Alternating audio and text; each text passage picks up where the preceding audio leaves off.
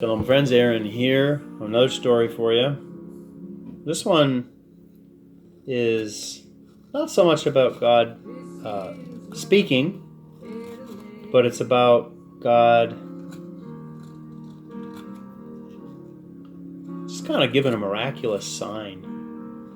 And that's something that's it's hard for people to believe, just like healing. And that's because the enemy's counterfeit. People like Robert Tilton, the farting preacher. If you've not seen the farting preacher on YouTube, it's genius, honestly. It's just gold. Taking this charlatan's ridiculous faces that he makes and dubbing in a bunch of flatulent noises. It's pretty good, pretty funny. In fact, I've had some of the kids have watched it. They think it's hilarious. Now, it's not. This guy's not funny. I mean, he's a thief. I like Benny Hinn. Whoa, people are gonna get mad. Benny Hinn slapping people with his coat and stupid crap like that. People can't believe that healings actually happen. I share it on this channel. A truly miraculous healing that I myself personally received in my ankle that was broken and torn ligaments and tendons and in a cast and supposed to be in a cast for months, off in 10 days, jump and run, and never had pain in it since. So healing happens, but there's so much counterfeit garbage out there that it turns people off to the idea that there really can be healing. They don't believe it. And there's so much of this false preaching and teaching about signs and wonders that people can't believe that stuff's real. I'll tell you, I went to a church with Teresa before we got married. We went to she went to her church on Sunday, and I went to my church on Sunday. And then we got together and went to church on a Thursday or something, an evening service. And that was at her church, no, that wasn't her church anymore. She was going to a different church. We went to the church that she grew up in, and there was a young man there who they brought up to have prayer, and I won't never forget what they said, why they were bringing him up to pray over him, because he wanted the miracles. He wanted the ability to perform miracles and signs and wonders. He just had a heart for signs and wonders. How great that was, that he was just this awesome man of God because he wanted to be able to do miracles and perform signs and wonders for people to see.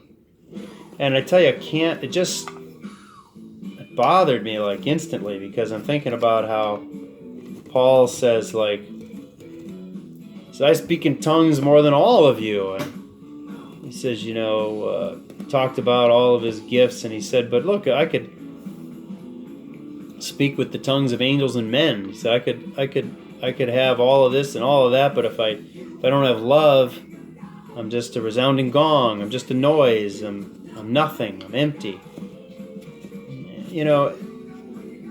He said there's 3 gifts to desire: faith, hope, and love. Those are the 3 that remain. He said these 3 remain: faith, hope, and love. And the greatest of these is love. I don't know about anybody else, but I've always taken that to heart. It would be nice to be able to heal people. Yeah. Somebody's sick, lay hands on them, and they're well. Absolutely. I won't be slapping people with my coat and making millions of dollars on it if God ever gives me that gift. And I will tell you, I've got other stories about how I believe that I've been witness to miracle healings, and maybe God even used me to be part of a miracle healing once. But that wasn't for anybody to know at the time, or even after, honestly. The story there, real quick, is somebody in our church was suffering with a problem, and they were told that they had to take these pills that were super ridiculous expensive, $100 a pill or something really crazy like that. And that they were back sometime later for some more tests, And this problem they had, which was, documented, was gone. And they were fine. And the issues they were suffering with were over with. Well, when they were taking the pills and still feeling bad, whatever the issue was, they went up to the church to pray, have people pray for them. And I was one of the leaders in the church, and so I was up there in the group of people praying, and we probably called the congregation around, and it wasn't a big congregation, 100 people maybe, but I was right in the center of the circle, where it gets hot. Everybody laying hands on the person who's getting prayed for and all the other people around you. And if they couldn't reach into the center of the circle and touch the person who's being prayed for, they'd put their hand on your shoulder or whatever. God, it gets hot in circles like that. But while we were praying for this person, I felt like my hand got really warm, and I felt like it felt like almost like an energy surging through me. I mean, I don't know what else to say. You can think I'm crazy. I don't care. We found out the next week that they were better. So I don't know. Anyway, I mean, it's no secret to anybody who knows me and knew me at that time that the church I went to when I was in New York, Teresa and I went to before we moved down here, doesn't exist anymore. The church split up. And essentially, there was this big battle brewing between two pastors in that church. And really just kind of two camps of people who were dreamers, really, like just head up into clouds and sort of visionaries, I guess you might say. And then people who were just really traditionalists, and you can, depending on your point of view, see either one as being wrong right away just because I say whatever words I'm saying. But the way I look at it is both groups needed each other for what God wanted to do in that church, what he had started to do to continue and to come to fruition. But they found reasons to war with each other. And I wanted to spend some time praying about that situation that was brewing quite a long time before the church split up, and then the church, greatly weakened by the split, hung on for, I don't know, a few years or something, with diminished numbers that were already tiny, struggling, and until the denomination, the district of that denomination shut them down and closed the doors on the church. But I wanted to pray about the situation, and it was after a night. I worked in a youth ministry, and it was after a night when we had done youth ministry with the junior high kids, I guess, and we'd sent them all home, and I asked some of the youth leaders who worked with the junior high youth ministry to hang out with me in the sanctuary and pray. And I told them what I wanted to pray about.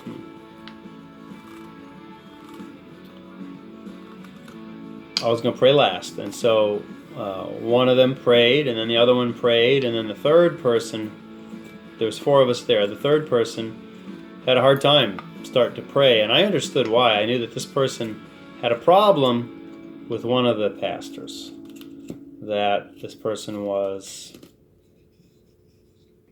really already making a decision to be on one camp, to be on one side of the battle lines that were being drawn, because they were taking up this offense for the other side, And I was just sort of, I don't want to say calling that person out, but just saying that, they need to pray, and that there's something on their heart that they need to say to God, and this is the time to do it. And I could hear this person. We were all just kind of laying around on the floor in the church sanctuary, just laying out on the ground before the Lord and praying, and I could hear this person start and stop, start and stop, and this was like an hour. And I would interrupt and the silence and pray that we're going to stay there, and that if anybody wanted to leave, that's fine, but I'm not going anywhere, and I don't think any of us should go anywhere until we all have been able to say what we have on our hearts to speak to God. And finally this person spoke, and they were honest, I think. Maybe not totally honest, I don't know. But they definitely talked about this issue in their prayer. God had just really led me. It's what I call, I guess, I don't know, people, I don't, what you call these things. I don't have any prophetic gifts, I don't tell the future. But God has given me the ability at times, always in prayer, that I remember, to have what I would call like a word of knowledge, just something that I'm praying for someone that I know that nobody's told me, that I don't have any business knowing. I wouldn't know it any other way. It's well hidden. But God just has allowed me to understand it, to see it. And I always feel in those moments that I should speak boldly about it. And in doing so, I've never been wrong. God's always, led me to use that gift, and it proved right.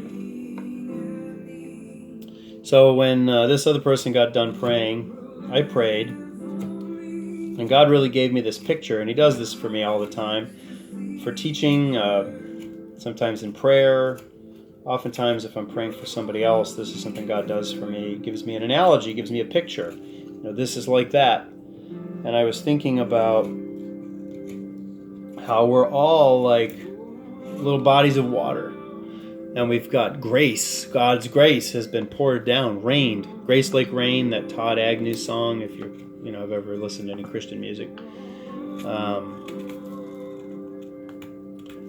God has poured grace like rain down into all of our lives, and we all have grace. Some of us are like maybe a small ocean, and some of us are like puddles, and some of us are like lakes or rivers or creeks, but we have some grace. And I was just praying that God would shine His light, that like the light of the sun would shine on us, the four of us who were in that room praying for these two men, and praying for our church, and praying for peace and unity, that God's light would shine on us and evaporate this grace, because God's gonna fill us up again. And so just take the grace that's been poured out into our lives and take it up and like make a cloud, And then I was just pointing to where the two men lived. They both lived near each other on the same street in parsonages, homes that the church owned.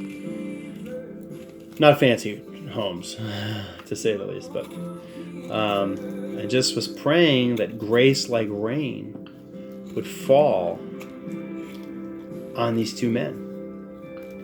And literally one of the houses was 2 houses away,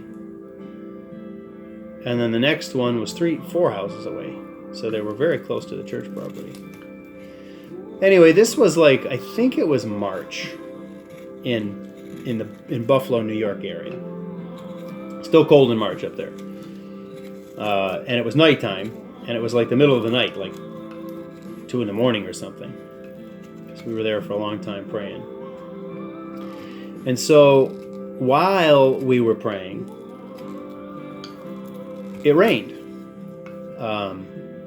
heavily. I mean, like, it rained so heavily, like it was, like sometimes it's raining and you got to ask somebody, is it raining?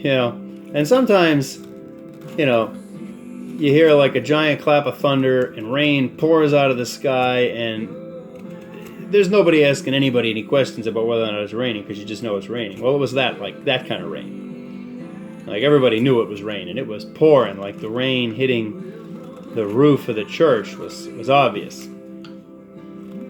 So we got done praying and, finished cleaning up and closing up the building. And I checked with, I had family at home at that time, baby at home, maybe at least. I mean, Teresa was certainly waiting for me for a long time to make it home. Not waiting for me, she went to bed, but I wanted to get home, so I said goodbye to everybody. They said they'd close up, and I head out the door. Well, I walked outside, and I looked around, and the ground was dry, and the grass was dry, and the building was dry, and the roof was dry. Everything was dry. And I looked around.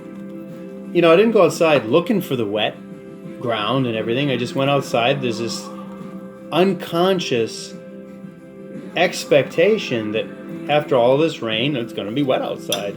And it was so clear and so obvious to me that I was going to go outside and see a soaking wet ground that when I didn't see it, it was shocking. What? It's dry. What's going on?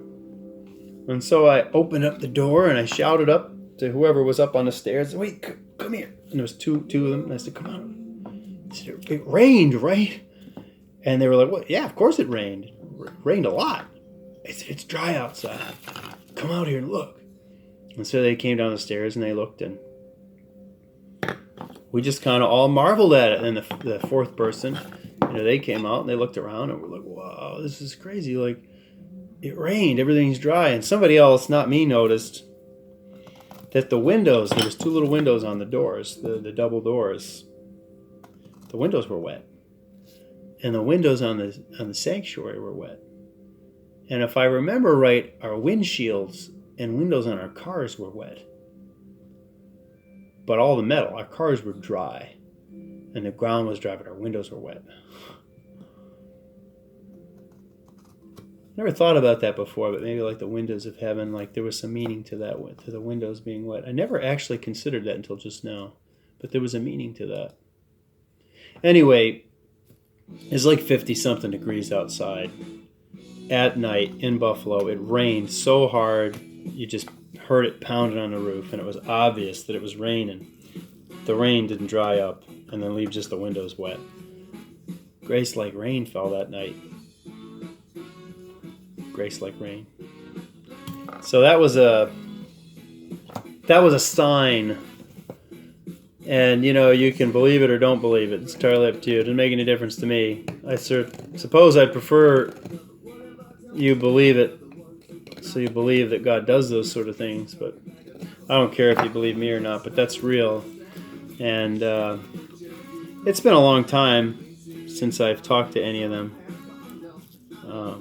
None of them live down here, But I have a couple of times over the years since that's happened asked each of the three of them. That did happen, right? Like, I actually remember that, right? That wasn't making that up. And we all remember it.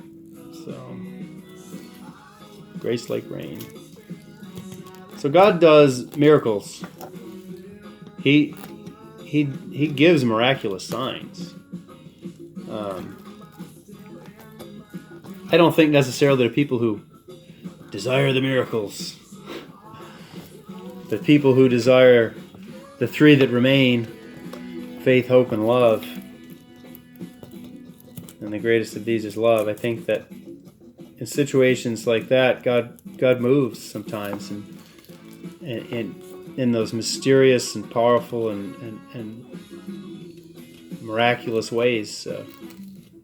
And I've witnessed it. I've witnessed it myself. So I gotta go to bed. Shalom, friends.